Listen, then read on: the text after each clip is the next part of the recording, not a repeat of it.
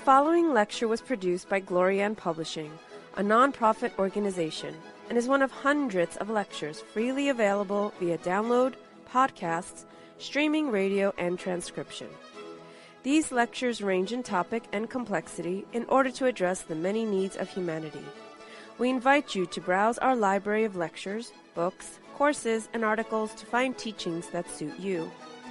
Through the support of donations, Glorian Publishing has published 40 books, hosts international retreats several times a year, offers free online courses, and many other valuable resources, available to anyone worldwide. All of this has been made possible by the financial support of listeners like you. Your donations make it possible for this free public service to reach thousands of people every day. To make a tax-deductible donation in any amount, even anonymously, visit GnosticTeachings.org. Now, with heartfelt wishes for the end of suffering for all creatures, we begin the lecture. May all beings be happy.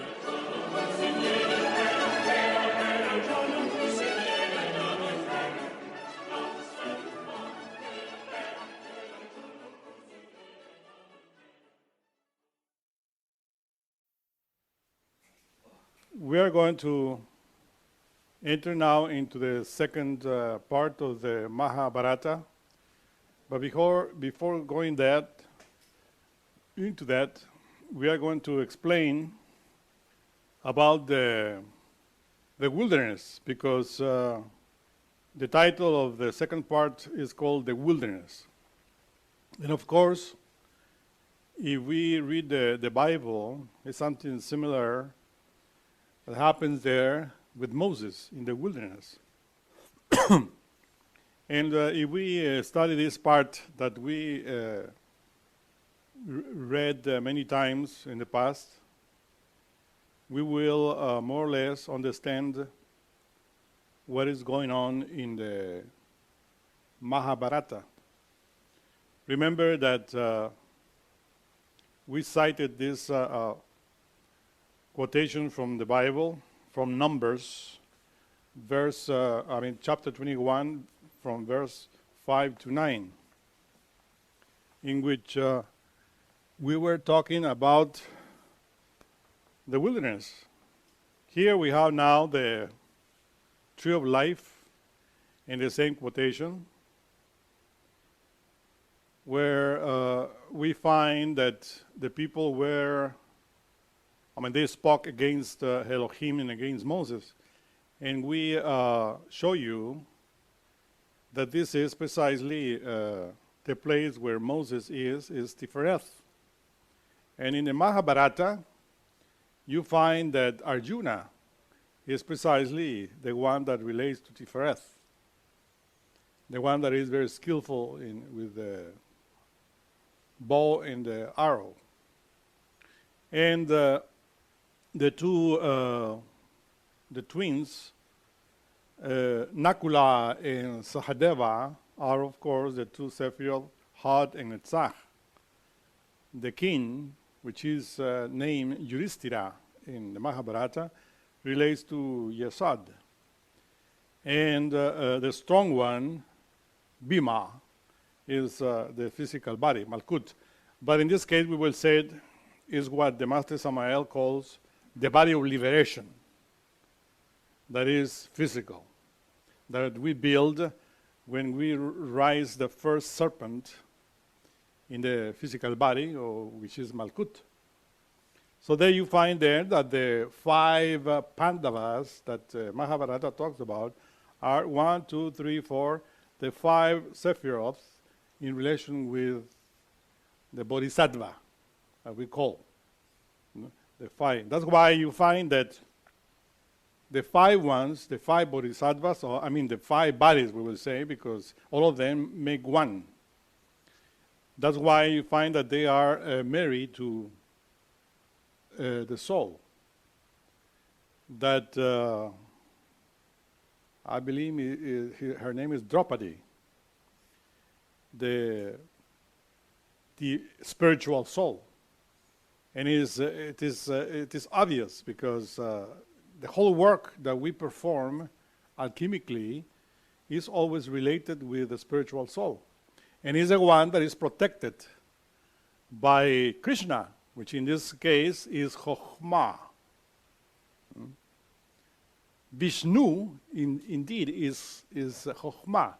But when Vishnu descends into that and becomes incarnated in the true man, the true human being, and then his name is Krishna, similar to Christ. In the Hebrew or Kabbalah, New Testament, we call the incarnation of Christ Chokhmah, Jesus Christ. I don't particularly Jesus Christ. But in this case, that Jesus Christ is a union of Krishna and Arjuna. You see? This is how you see it. In the Mahabharata, it's more obvious the two parts, but in the Bible, you don't see those two parts, unfortunately. But here you see Krishna and Arjuna. The two of them make the Bodhisattva. And this is precisely the beauty of the Mahabharata.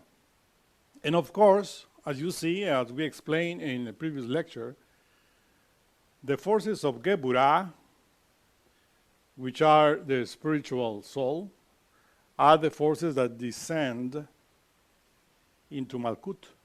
That's why in this graphic we show you, we put Ha Nahashim. Nahashim means plural for Nahash. Nahash is serpent. Ha Nahashim means the serpents, because Ha means the letter Hey at the beginning is the. And now we have another word there for serpents as well. Means Ha Sha Seraphim. Seraphim. Plural too. But you know, when we talk about the Seraphim, or the Seraphim, also we talk, in the world of Yetzirah, we say that they are the angels of Geburah, right? But here, the Bible, when you see here, Hanashim Ha-Seraphim, fiery serpent, is the translation, right?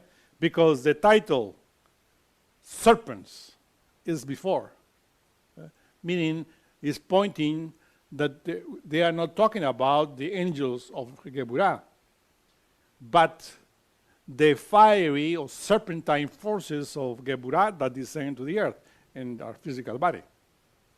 That is Nahashim Ha-Seraphim. This is what we call Hashim, because when they enter into Malkut, they become Hashim, or the soul of fire. That soul of fire that all of us has, that expresses itself in the sexual organs. And this is precisely the point. When in Malkut, which is the kingdom, the king and the queen, which are blind, meaning that they don't know anything. Everything is happening around them, you see, and they need a translator, they need a lecturer to explain. But this, which the Mahabharata explains there, is happening around all of us. But first, we are blind. The king, the soul in Malkut is blind, because remember that Malkut is the kingdom. But there is a war there that is going to start because of the kingdom, right? In order to dispute the forces. And the queen is also, by her own will, blind. There's a lot of people that they don't want to listen. They just prefer to be like they are. They see, it says, if my king, if my consciousness is blind, I don't care. I like to be blind and to enjoy life, right? And to do whatever we want to do. And that's why she is a fornicator, obviously, or using the energies of Geburah that descend to Malkut in the wrong way. As we see the quotation of the Bible, Numbers 21 from 5 to 9, that it says, and the people spoke against Elohim and against Moses. He says, but here is precisely the attitude or the outcome of those people that walk in the path. As soon as they walk on the path, the ordeals start. Because when you enter into this path, is what we have to understand. It's not only to build the bodies, but to pay what we owe. We have to pay. We have karma. And nobody mocks the law. Like in other groups or sects, religions, that are people that are not initiates, they say, you enter here, and Jesus already died on the cross, and if you believe in him, because he already died, you go to heaven, because you don't need to annihilate eagles or to pay karma. Just believe in Jesus. This is it. Because they take literally the Bible. But we have to study this. This is not that easy. Of course, in order for Jesus Christ, or in order for Krishna and Arjuna to come into us and to do the work that we had to do, we had to do alchemy. We had to do a work. Meditation, which is annihilation of the ego.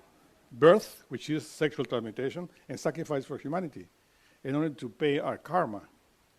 So the whole process is karmic. But people always protest. There are many people that enter into these groups, different groups of gnosis, and they left because as soon as they started, the law started going on them in order for them to pay. And they say, why? I entered into this knowledge, it's just suffering, I don't want to be here. Well, there are two ways. If you enter into this path, you have to pay, according to your level, of course, little by little. But this is the path that one chooses in order not to pay what we owe down there.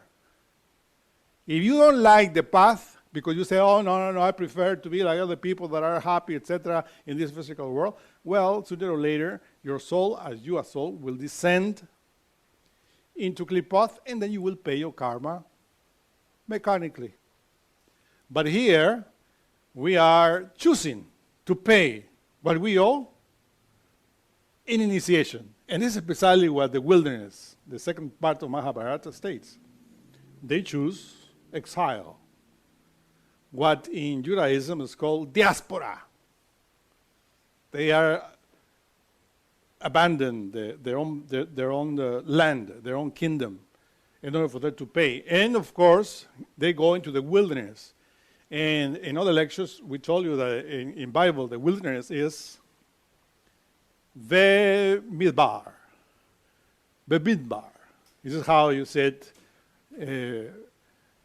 wilderness. And in Hebrew. And you see there that is in relation with Netzach, the mind. Because the whole work that we had to do is in the mind. With the mind we do a lot of evil because we know how to send evil thoughts, how to do bad things with the mind. But when we enter into this path, we have to stop doing that in using meditation, annihilation of the ego, in order for us to walk on the path. Otherwise, we cannot advance. Because the ego is the animal element that we have to disintegrate. Whether we do it and build wisdom, build mastery, or what we call in the previous lectures, objective reasoning. That is mastery. If you don't meditate and you don't comprehend your ego, what are you going to build? Nothing. That's why meditation is indispensable, it's necessary in order for the master to appear inside of us. And that's why it appears in Netzach, because in Netzach is where we have all the problem. So Moses in the wilderness is precisely the initiate in the desert, in the wilderness. Or as the Mahabharata says, all of them into the wilderness to do the work, to do something, in order to see if they are worthy to take the kingdom. And not only here, but all of the tree of life. And for that, of course, they had to work seriously in themselves. So, of course, the wilderness, in this case, everything is synthesized in Malkut. Malkut is symbolized by one cross with 4 sides. Those 4 sides, of course, are related with 1, 2, 3, 4. 1, 2, 3, 4 in the physical body. Right? The 4 sides of the cross. In other words, when you enter into this path, you need a physical body. And when you are on the wilderness, in the wilderness, you are experiencing the ordeals of the four elements in Malkut. And if you enter into the astral plane, in astral plane. You enter into the mental plane, into the mental plane. And even in the causal plane, which is the cause.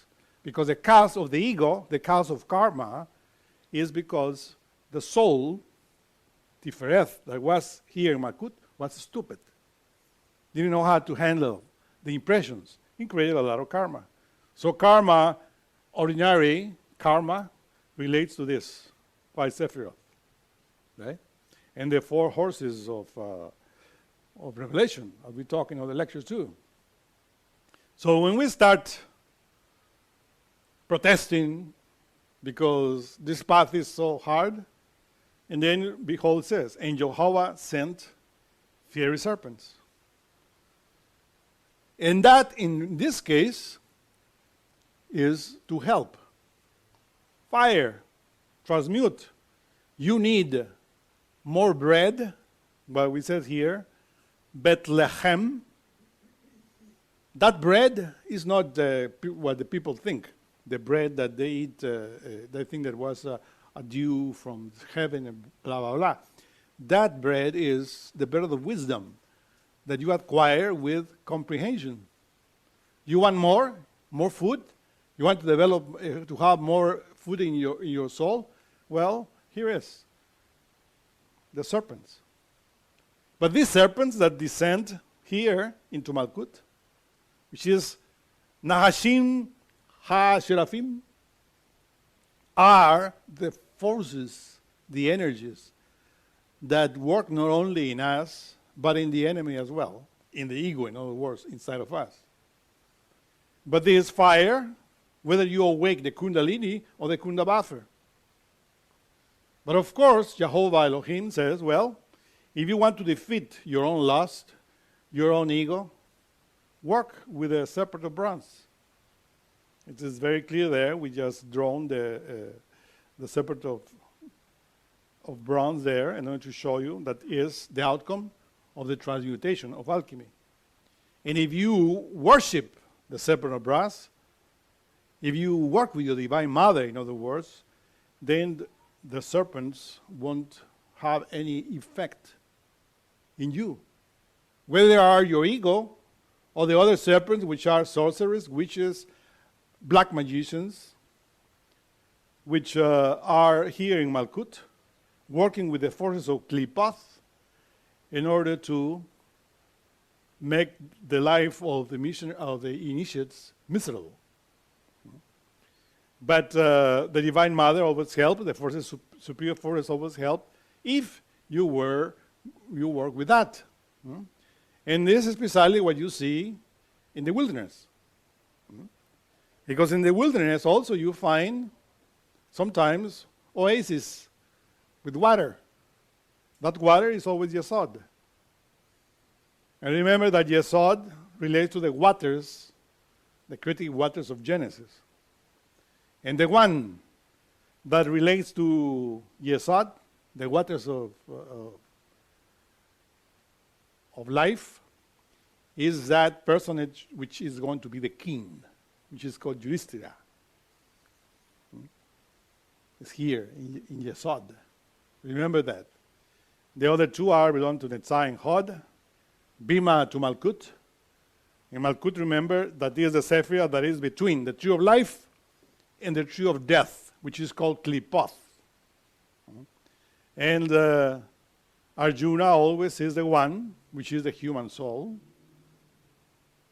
okay, is the only capable to go up into the superior worlds in order to receive forces, communications, secrets, to combat, to fight the enemies, which are in Klipoth.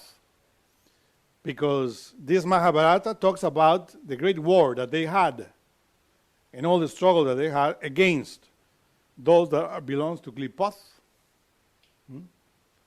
and their own ego. Because everything is, how you call, similar. We have ego, we attract evil. We don't have ego, we attract only the good.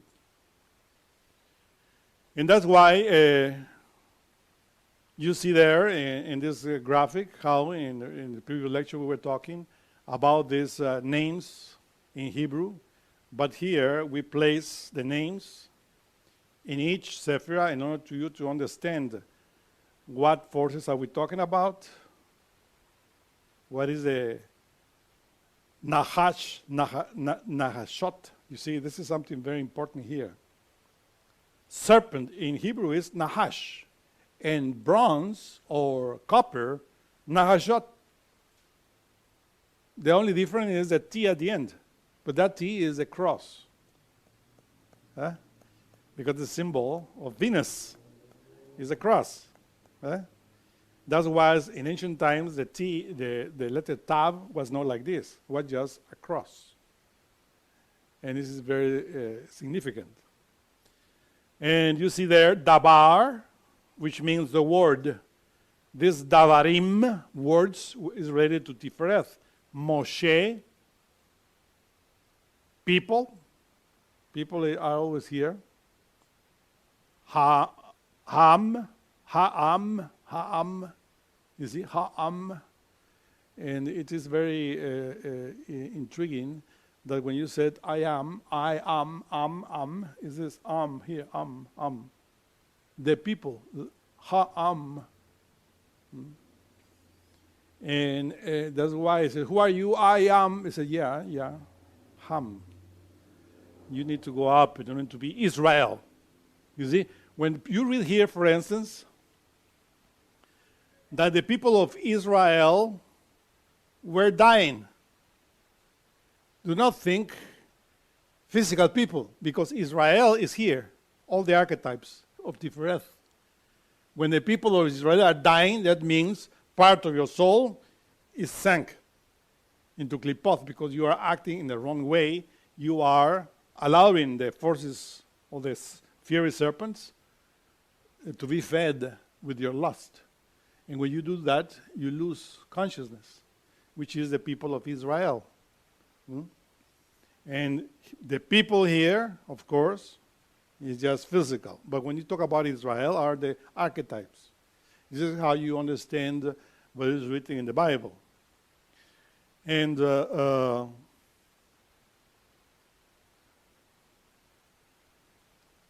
it is good if you study that in order for you to understand this verse from 5 to 9, Numbers 21st chapter, encloses a lot when you know Kabbalah and alchemy.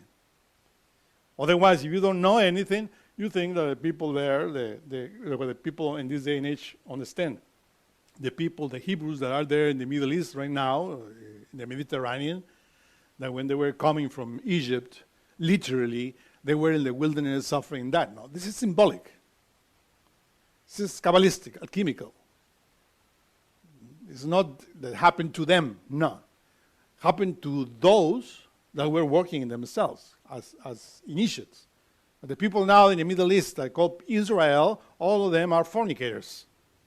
It's rare to find an initiate there because they believe that they're already saved because they are identified like the Brahmins that believe themselves to be saved also because what the Mahabharata talks about or the other books talks about the Brahmins. But one thing is the Brahmins and another thing is the Brahmins.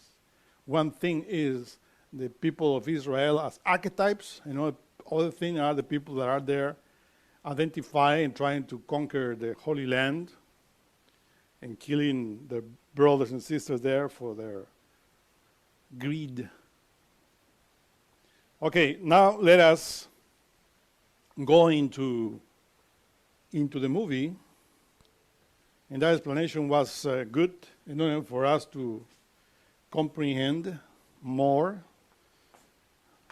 what, according to my understanding, will help you.